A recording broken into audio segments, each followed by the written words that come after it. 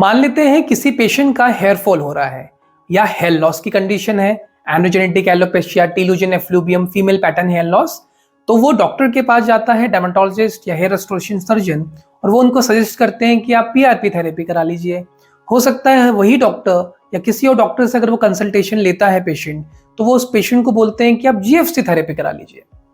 दोनों में पेशेंट कहीं ना कहीं कंफ्यूज रहता है कि दोनों में से बेहतर कौन सा है, दोनों में प्राइस डिफरेंस इतना क्यों है और करने का तरीका क्यों अलग है। तो इसलिए आज हम इस विषय में बात करेंगे। नमस्कार, मेरा नाम है डॉक्टर सुनील कुमार राणा और आज मेरा विषय है hair restoration technique, PRP and GFC. PRP के बारे में मैंने पहले भी पूरा वीडियो बना रखा है, आप उसको मेरे चैनल पर जाके जरूर देख सकते हैं और हमारे चैनल को सब्सक्राइब जरूर करिए ऐसे ही इंटरेस्टिंग टॉपिक्स के लिए। तो पीआरपी में क्या होता है? पीआरपी स्टैंड करता है प्लेटलेट्स रिच प्लाज्मा, वो प्लाज्मा जिसमें प्लेटलेट्स उन्नत क्वालिटी के होते हैं। इसमें हम लोग एक एसीडी ट्यूब्स होती हैं ऐसी, इसके अंदर हल्का सा आप देख रहे होंगे लिक्विड होता है। इस लिक्विड को एंटीकोगुलेंट बोलते हैं, यानी कि जब आप ब्लड डालें इसके अंदर तो जम ना जाए। तो हम इसमें पेशेंट का 16 ml के करीब ब्लड लेते हैं, इसको सेंट्रीफ्यूज करते हैं जिसमें आरबीसीज, डब्ल्यूबीसीज और आपका प्लेटलेट्स या प्लाज्मा अलग हो जाता है। फिर हम उसको दोबारा से सेंट्रीफ्यूज करते हैं जिसमें कि दो प्रकार के प्लेटलेट्स आपको देखने के लिए मिलेंगे। एक है प्लेटलेट्स रिच प्लाज्मा जो नीचे जम जाता है, दूसरा होता है प्लेटलेट्स पुअर प्लाज्मा जो ऊपर होता है, उसको हम डिस्कार्ड करते हैं और नीचे के प्लाज्मा को हम लोग इंसुलिन सीरीज में भर के इंजेक्ट करते हैं बालों की जड़ पे हेयर रेस्टोरेशन के लिए। इससे हेयर फॉल आपका कम हो जाएगा, हेयर ग्रोथ देखने के लिए मिलती है, बालों में थिकनेस, बालों में डार्कनेस देखने के लिए मिलती है। कंप्लीटली सेफ प्रोसीजर है ये, कोई साइड इफेक्ट होने के चांसेस नहीं है बिकॉज पेशेंट का ही ब्लड इसमें यूज किया जाता है।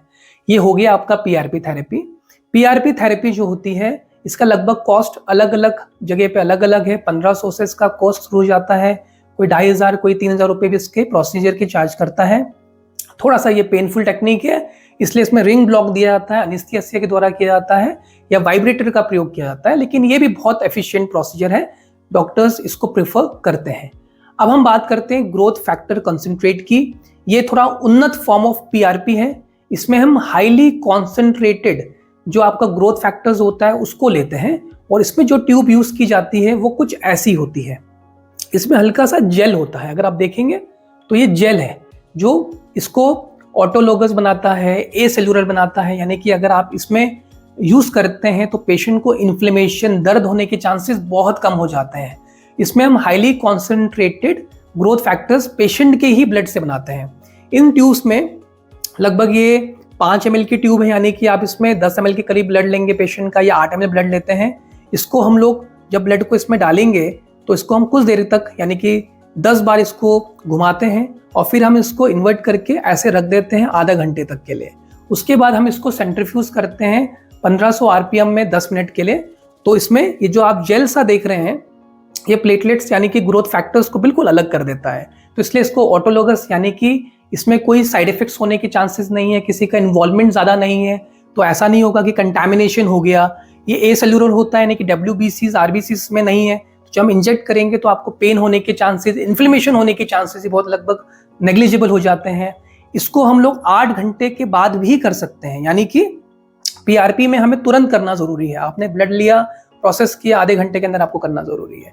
इसको हम लोग रूम टेम्परेचर पे 8 घंटे तक भी रख सकते हैं, उसके बाद भी करेंगे तो ये कंप्लीटली सेफ होता है।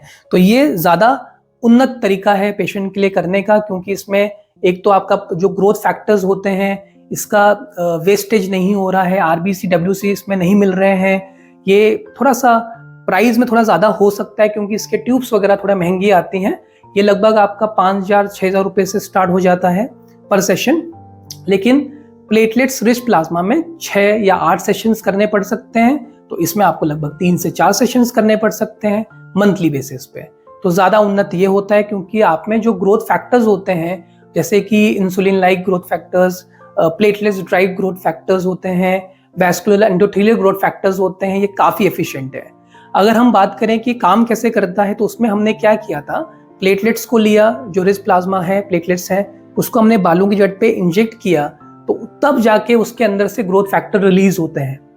पर इसमें हाईली कॉन्सेंट्रेट ग्रोथ फैक्टर्स पहले ही आपके पास मिल गए, आपको डायरेक्ट डालना है और अपना काम करना शुरू करेगा। इसलिए मोर एफिशिएंट कौन सा होगा, ग्रोथ फैक्टर कॉन्सेंट्रेट होता है।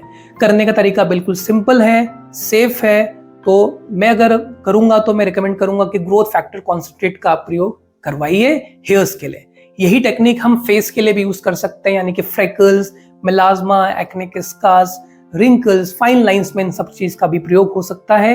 ये फेशियल रेजुनेशन के लिए भी काफी हेल्पफुल होता है। ऐसी वीडियोस के लिए मेरे चैनल को आप लाइक, सब्सक्राइब एंड शेयर करिए। अगर आपका कोई भी क्वेरी होता है तो कमेंट सेक्शन बताइए, मैं आपको जरूर रिप्लाई करूंगा। धन्यवाद।